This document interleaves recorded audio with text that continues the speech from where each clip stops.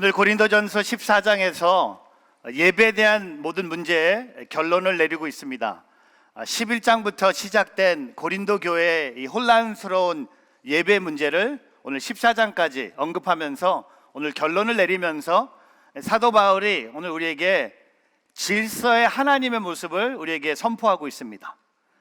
우리 하나님은 어떤 하나님이십니까? 라는 이 질문에 여러 답을 들을 수 있겠죠. 사랑의 하나님, 은혜의 하나님, 공급하시는 하나님. 근데 오늘 고린도전서 14장에 사도 바울이 예배의 이 문제를 해결하면서 고린도 교인에게 소개하는 하나님은 질서의 하나님이라는 겁니다. 오늘 저와 여러분이 섬기는 하나님은 질서의 하나님이십니다. 그러므로 우리 또한 질서의 그리스도인으로 살아가는 것이 마땅하다는 것을 얘기하고 있습니다. 아버지를 닮은 자녀의 모습은 그거는 당연한 거예요. 아버지가 질서의 하나님이라면 우리는 자녀로서 질서의 그리스도인으로 살아가야 된다는 겁니다. 저는 오늘 이 말씀을 통해 이 혼란스러웠던 이 고린도 교회 예배, 질서의 하나님을 통해서 우리가 붙잡아야 될 세 가지 중요한 영적 레슨을 함께 나누기를 원합니다. 첫 번째는요, 질서로 공동체를 이롭게 하라. 한번 저 따라해 보세요. 질서로 공동체를 이롭게 하라.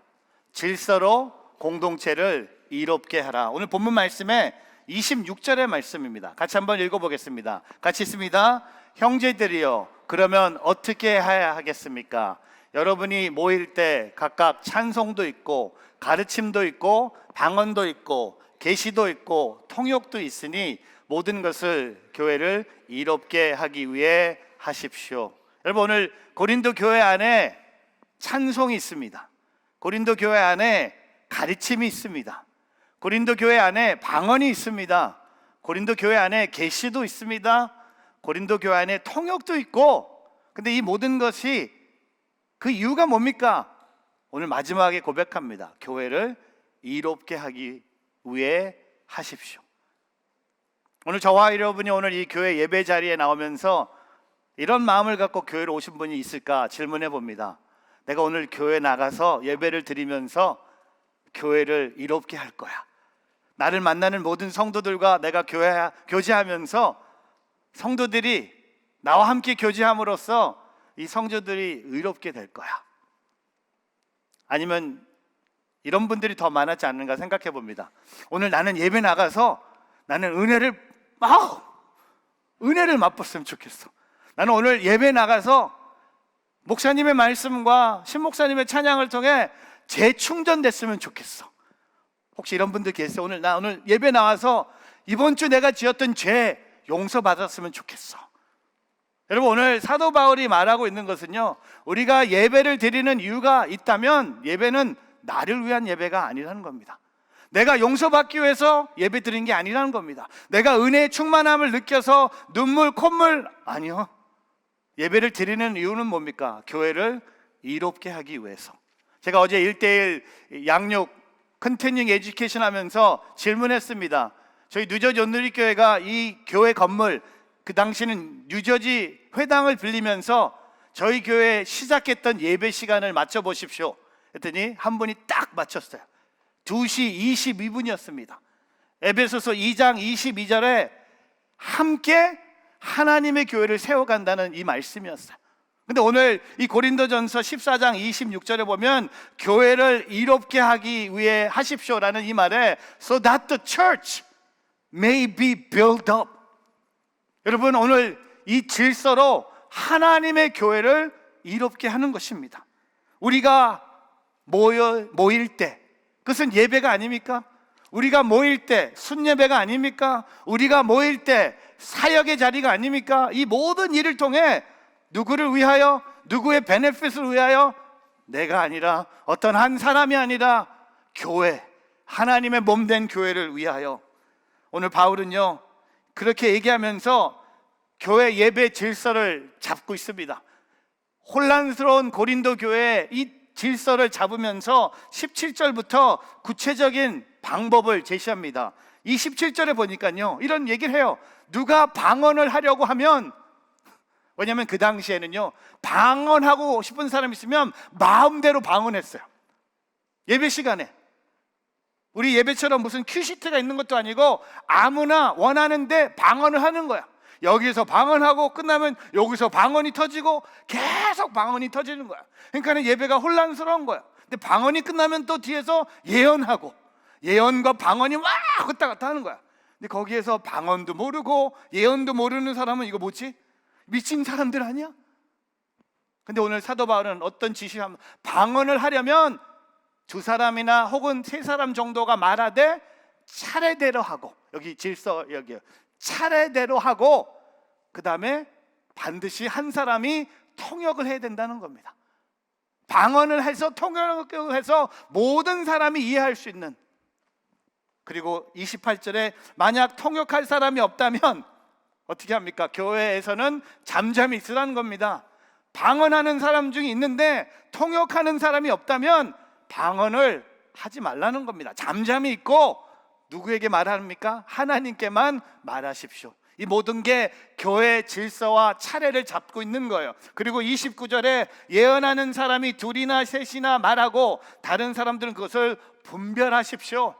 무작정 예언만 하지 말고 그 예언에 대해서 분별하는 사람도 있어야 된다는 겁니다. 그리고 30절에 만일 앉아있는 다른 사람에게 계시가 내리면 먼저 말하는 사람은 잠잠히 계십시오.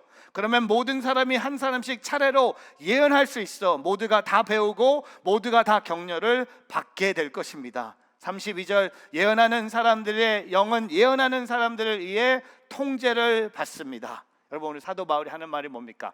방언을 하든 예언을 하든 질서에 따라 공동체를 이롭게 하라는 겁니다.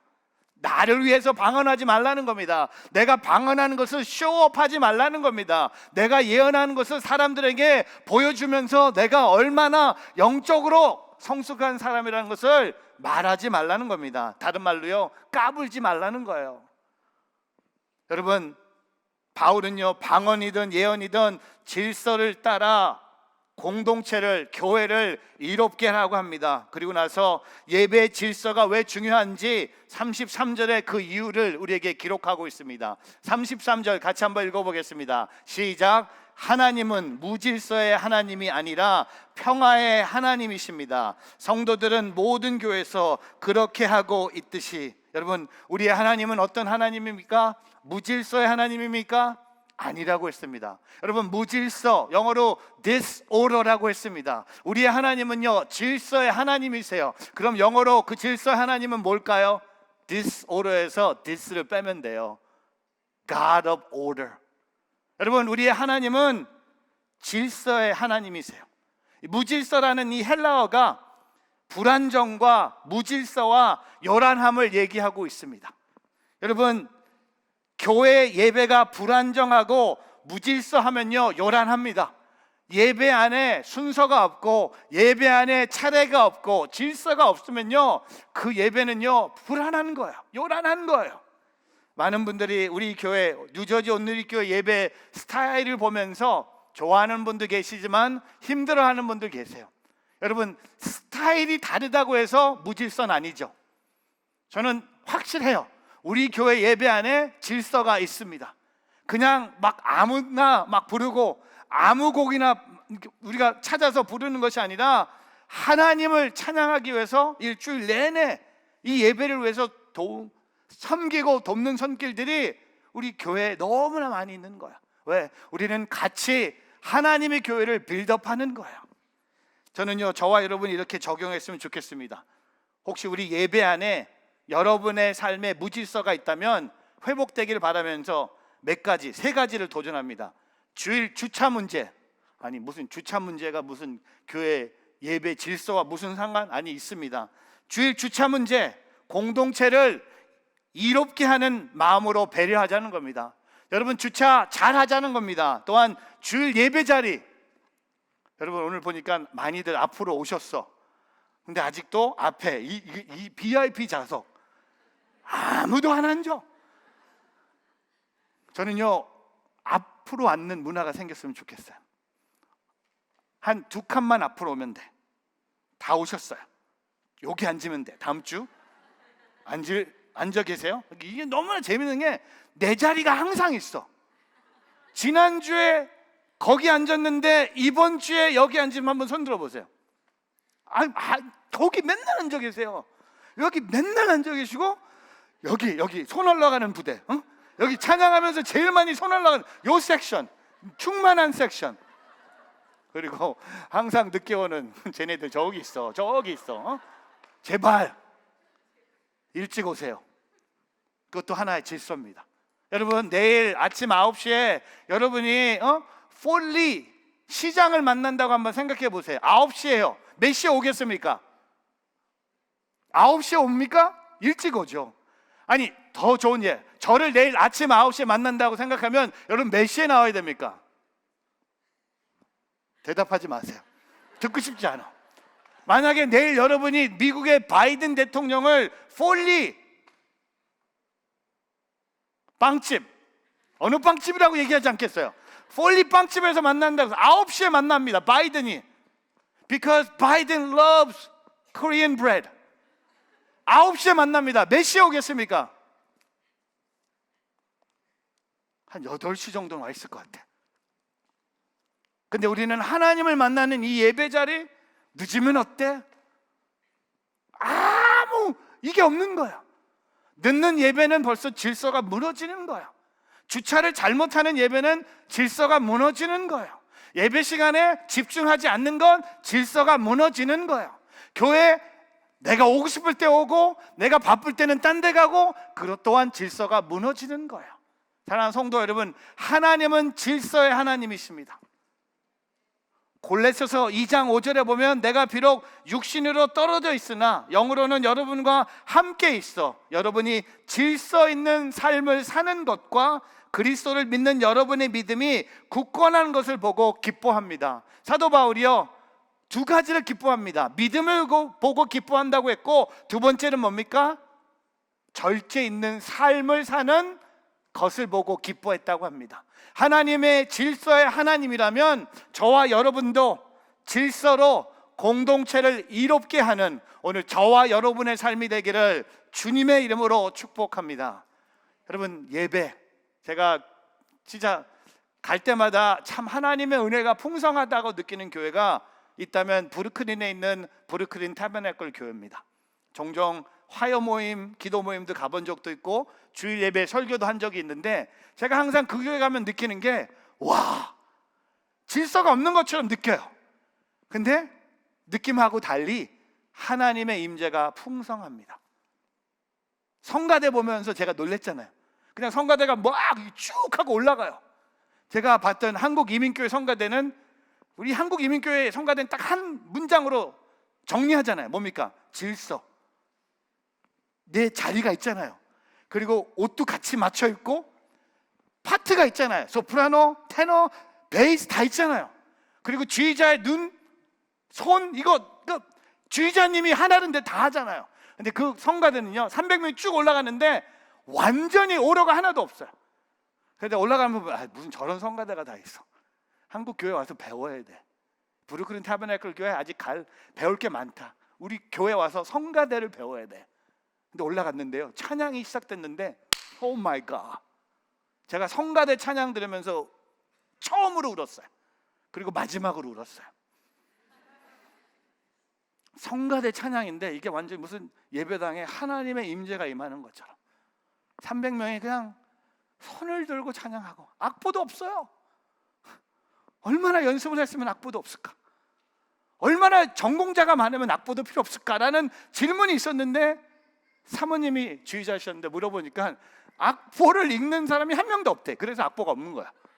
이거 되게 너무 단순한 거예요. 질서가 있는 데는 단순해. 이걸 못 읽으니까 이게 없는 거예요. 그리고 음악을 전공한 사람 한 명도 없대. 그럼 어떻게 이런 찬양이 나옵니까? 우리 마음 안에 있는 구원의 기쁨을 찬양한다는 거예요. 그럼 제가 그럼 일주일에 몇 시간을 연습합니까? 목요일날 2시간 모여서 1시간 반 동안 먹고 교제한대. 그리고 30분 동안 그냥 기도하고 끝난대. 노래 한 번 부르고 끝난대. 그리고 각자 집에 가서 연습하라는 거야. 주일날 모였을 때 왜 그런 찬양의 소리가 날까요? 연습을 많이 해서가 아니라, 음악 공부를 많이 해서가 아니라, 악보를 잘 읽어서가 아니라 그 마음 안에 질서의 하나님을 찬양하고 있는 거예요. 사랑하는 성도 여러분, 우리 뉴저지 온누리교회가 질서의 공동체가 되기를 주의 이름으로 축복합니다. 그러기 위해서 우리의 모든 예배는 나를 위한 예배가 아니라 교회를 의롭게 하는 예배 자리가 되기를 주님의 이름으로 축복합니다. 두 번째, 절제로 질서를 세우라. 저 따라해 보세요. 절제로 질서를 세우라. 오늘 참 어려운 성경 말씀이 오늘 등장합니다. 34절과 35절에 자매님들 같이 읽을게요. 자매님들만 읽으면 힘들 것 같아서 같이 읽을게. 34절과 35절 같이 읽겠습니다. 시작. 여자들은 교회에서 잠잠히 계십시오. 여자들에게 말하는 것이 허락돼 있지 않으니 율법에서도 말하는 것 같이 여자들은 복종하십시오. 만일 무엇을 알기를 원한다면 집에서 남편에게 물어보십시오. 여자가 교회에서 말하는 것은 부끄러운 일이기 때문입니다. 자매님들 매우 마음이 어려우시죠? 이걸 전하는 저의 마음은 얼마나 더 어렵겠습니까? 근데 바울은요, 남녀의 차별을 이야기하는 것이 아니에요. 조금 더 읽어보면 36절부터 38절을 보면 그 배경을 우리가 알 수 있습니다. 36절, 37, 38 같이 읽어보겠습니다. 하나님의 말씀이 여러분에게서 나왔습니까? 또한 여러분에게만 임했습니까? 만일 누구든지 자신을 예언자나 신령한 사람으로 생각한다면 그는 내가 여러분에게 쓰는 것이 주의 명령임을 아십시오. 만일 누구든지 이것을 인정하지 않으면 그도 인정을 받지 못할 것입니다. 바울은요, 그 당시에 고린도 교회 여성들 중에 방언과 예언의 은사를 통해 교회 안에 문제를 일으키는 사람들의 말하는 거예요. 그냥 무조건 모든 여자에게 교회 와서 말하지 마십시오. 집에 가서 남편에게 물어보십시오. 그게 아니라 교회 안에서 질서 없이 방언하고 예언하는 여성들에게 하는 말입니다. 무슨 말을 합니까? 절제하라는 겁니다. 방언하고 싶을 때 방언하지 말라는 겁니다. 예언하고 싶을 때 예언하지 말라는 겁니다. 왜? 교회를 의롭게 하기 위해서 질서의 하나님을 보라는 겁니다. 절제. 여러분, 절제를 생각하면서 생각나는 심리학자, 과학 저널리스트가 있었습니다. 데니얼 골맨이라는 분인데요, 이분이 책을 쓰셨는데 Emotional Intelligence라는 책에, 이 책에 다이어트에 대해서 얘기합니다. 다이어트를 통해서 살 뺀 사람들 중에 80%가 1년에 다시 그 살을 찐다는 통계가 나왔습니다. 그 80%에 여러분이 있어요. 열심히 살 뺐는데 그 살 뺀 사람 중에 80%가 1년 사이에 살이 다시 찐다는 겁니다. 근데 그 이유가 뭐냐면 생활 방식이 변하지 않았기 때문에, 절제가 부족했기 때문이라고 얘기합니다. 살이 찔 수밖에 없는 생활 방식의 특징이 뭘까요? 여러분, 우리가 왜 살찌는지 아세요? 여러분 잘 알잖아요. 절제가 없는 거예요.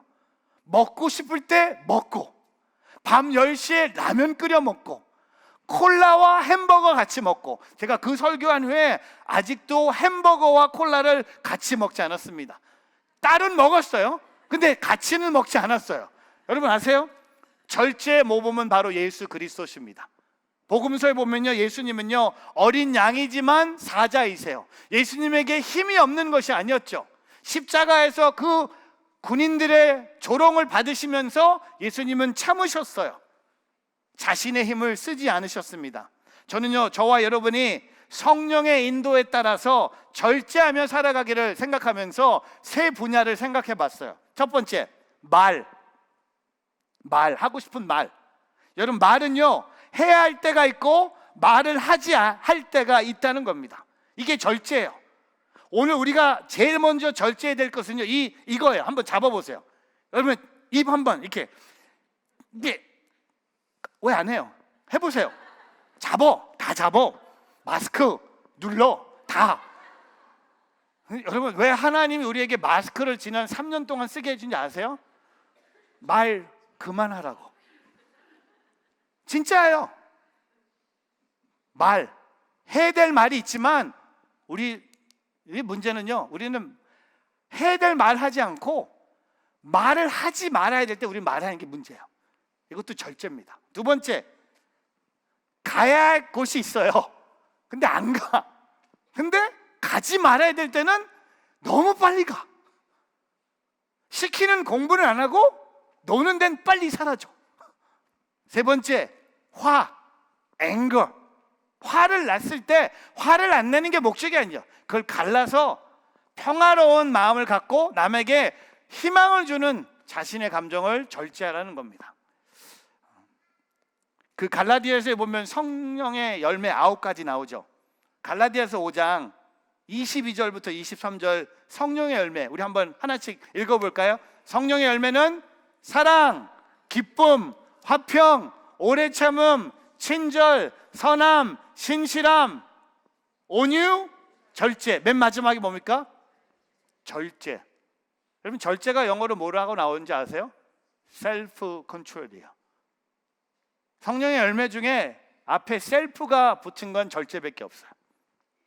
절제. 제가 옛날에 다녔던 교회, 지금 우리 교회로 말하면 다락방 이름을 성령의 열매로 지었어요. 근데 절제 교구 성도님들이 항의를 한 거야. 왜 우리는 사랑 교구가 아니냐? 왜 우리는 절제 교구냐? 막 따지는 거야. 그때 담임 목사님이 뭐라고 했냐면, 당신들이 절제가 없어서 절제 교구라고. 그냥 어디 지역에 따라 그냥 사랑교구, 뉴저지, 뭐 이렇게 브루클린, 퀸즈 이렇게 했는데, 여러분, 오늘 저와 여러분 삶 속에 질서를 이루기 위해서 제일 먼저 해야 될 것은요, 뭘 하는 게 아니라 뭘 하지 말아야 되는 거야. 말을 하지 말아야 돼요. 화를 내지 말아야 돼요. 그곳 가지 말아야 되는 거예요. 이런 절제. 왜냐면요, 그런 절제로 하나님의 질서를 이룬다는 겁니다. 하고 싶은 거 다 하고 먹고 싶은 거 다 먹고, 언제 다이어트 합니까? 항상 맛있는 음식이 오면요, 우리가 하는 말이 뭡니까? 다이어트는 내일부터. 맨날 다이어트는 내일부터예요. 여러분, 절제는 지금 하는 거예요. 지금 이 자리에서 하는 거예요. 우리의 인생에 이 절제, 참고 하지 않고 뭘 하는 것이 신앙의 전부가 아닙니다. 예수님은 종종 십계명에 보면요, 하지 말아야 될 것도 있어요. 십계명은요, 뭐 다 하는 것만 말하는 게 아니라 십계명을 보면요, 하지 말라고 금지한 내용들이 종종 있다는 겁니다. 그것이 지혜죠. 뭘 해야 될 때 하고 하지 말아야 될 때 하지 않는, 이게 헷갈리면요, 삶에 혼돈이 옵니다. 오늘 저와 여러분 삶 속에 오늘 사도 바울이 방언하고 싶을 때 방언하지 말고, 예언하고 싶을 때 예언하지 말고, 교회 공동체를 이롭게 하기 위해서 절제, 다시 한번 생각하고 다시 한번 시간을 내면서 진짜 교회를 위해서 이 말을 해야 될지, 저는요, 저와 여러분이 우리 뉴저지 온누리교회를 향한 모든 말들이 교회를 이롭게 하는 말들이 되기를 바랍니다. 교회를 안 좋게 얘기하는 말 하지 않기를 바랍니다. 들을 때 기분 되게 나쁠 거예요. 순 사이에, 순예배에, 성도들 사이에 교회에 대해서 뭐 우리 교회는 이게 문제야, 우리 교회는 이게 안 되는 것 같아, 그런 말 하지 않기를 바랍니다. 그런 말을 할 수 있는 시간이 있다면 교회를 위해서 기도하세요. 우리 교회가 하나님의 의로운 공동체가 될 수 있도록 여러분이 기도하는 성숙한 하나님의 사람들이 되기를 주님의 이름으로 축복합니다. 여러분, 우리 진짜 같이 절제하기를 바랍니다. 너무나 많은 것을 막 하고 있어요. 오늘 주님의 마음을 갖고 나아가는 저와 여러분 되기를 바랍니다. 세 번째, 질서로 품이 있는 그리스도인이 되라. 저 따라해 보세요. 질서로 품이 있는 그리스도인이 되라. 질서로 품이 있는 그리스도인이 되라. 39절 같이 읽어보겠습니다. 그러므로 내 형제들이여, 예언을 간절히 구하며 방언으로 말하는 것을 막지 마십시오. 오늘 또 뭔 얘기를 이렇게 마무리할까? 예언과 방언을 간절히 구하라는 겁니다. 다른 말로 예배는요, 이 성령의 은사가 충만해야 된다는 겁니다. 여러분, 우리의 예배는요, 방언과 예언을 막는 예배가 아니라 방언과 예언을 간절히 구하는, 다른 말로 성령의 인도하심과 성령의 은혜가 필요한 것이 우리의 예배라는 겁니다. 여러분, 오늘 우리 예배 시작부터 지금까지 성령의 충만함이 없었다면 우리 아까 불렀던 찬양 세 곡 그냥 우리는 입으로만 불렀을 거야. 제가 오늘 이 설교 전할 때 제 안에 성령님이 안 계시면 저는 이 말씀 전할 수 없습니다. 오늘 사도 바울이 말하는 게 뭡니까? 하나님의 예배는요, 성령의 충만함이 있어야 된다는 겁니다. 그리고 방언과 예언 같은 거 금지하지 말라는 겁니다. 금하지 말라는 겁니다. 왜냐하면 성령의 은혜가 충만한 것이 바로 살아있는 예배의 모습이라는 겁니다. 그리고 나서 오늘 맨 마지막 절에 이런 고백을 합니다. 같이 읽어보겠습니다. 40절. 모든 일을 적절하게 하고 또 질서 있게 하십시오. 적절하게.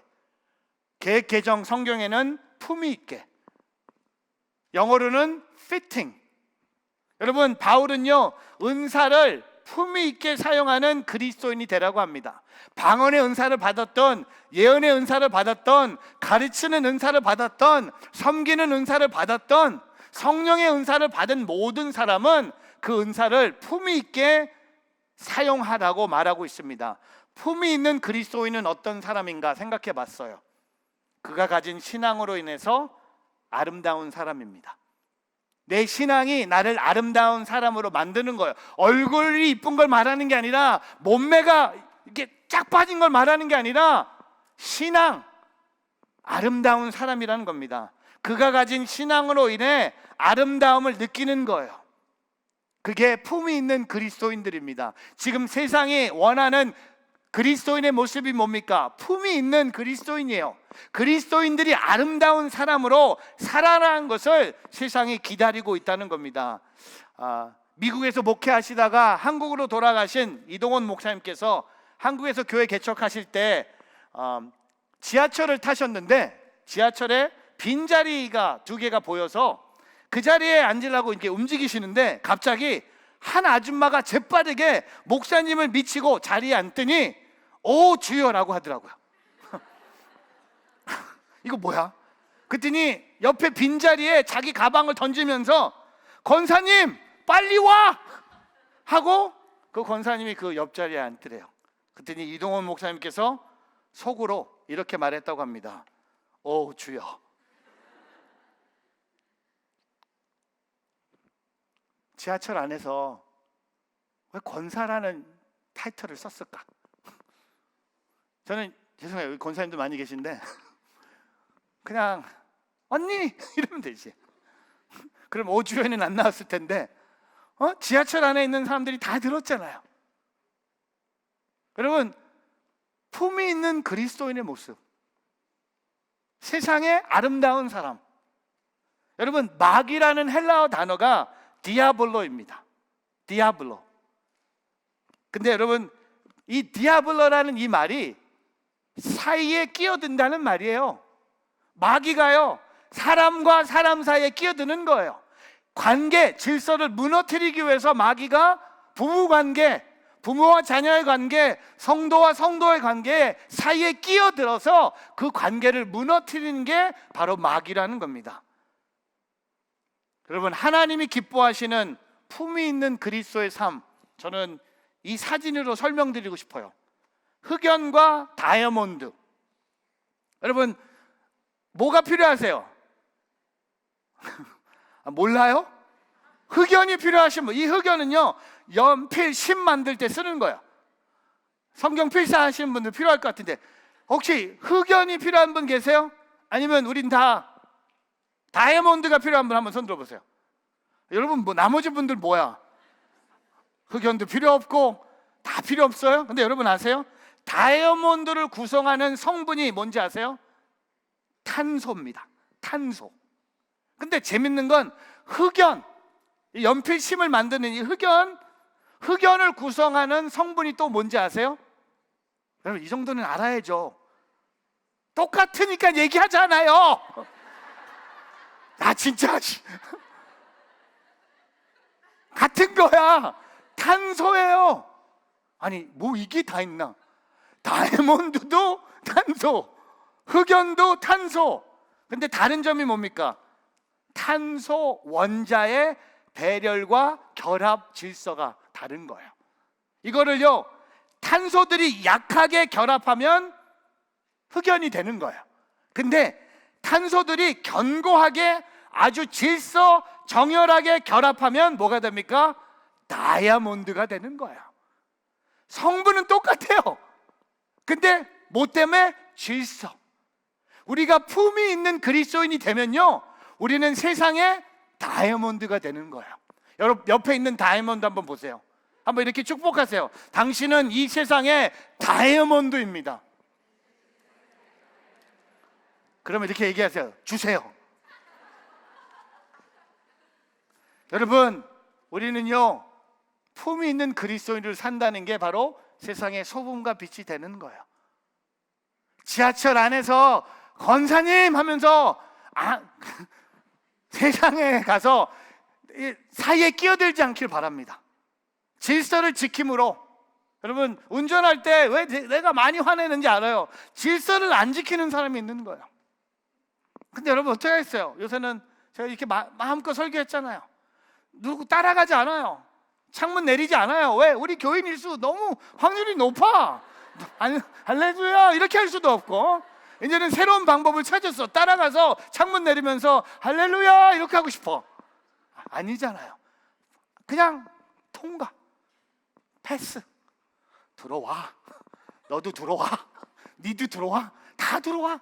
다 들어와. 다 앞서가도 돼. 왜? 나는 그런 게 중요하지 않는 거야. 우리는 품이 있는 그리스도인이 되길 바랍니다. 우리 뉴저지 온누리교회 성도님들, 품이 있는 그리스도인이 되기를 주의 이름으로 축복합니다. 말씀을 정리하면서 오늘 이 사도행전 11장부터 고린도전서 11장부터 14장에 예배에 대한 문제의 결론은 뭡니까? 오늘 말씀의 정리, 공동체를 이롭게 하고 질서를 세워가며 품이 있는 그리스도인으로 살아가는 오늘 저와 여러분의 삶이 되기를 주님의 이름으로 축복하면서, 아까 우리 불렀던 이 예배 찬양을 한 번 더 부르고 싶어요. 왜냐하면 우리의 예배는 이것으로 끝난 게 아니잖아요. 여러분의 예배는 이제 시작되는 거예요. 이제 세상에 나가서 교회를 이롭게 하고 절제로 하나님의 공동체를 세워가며 질서로 품이 있는 그리스도인이 되기 위해서 우리는 하나님을 온전히 예배하기를 바랍니다. 우리 함께 불렀던 찬양, 우리 모두 예배하는 자 되어 온전히 영과 진리로 주를 예배하자.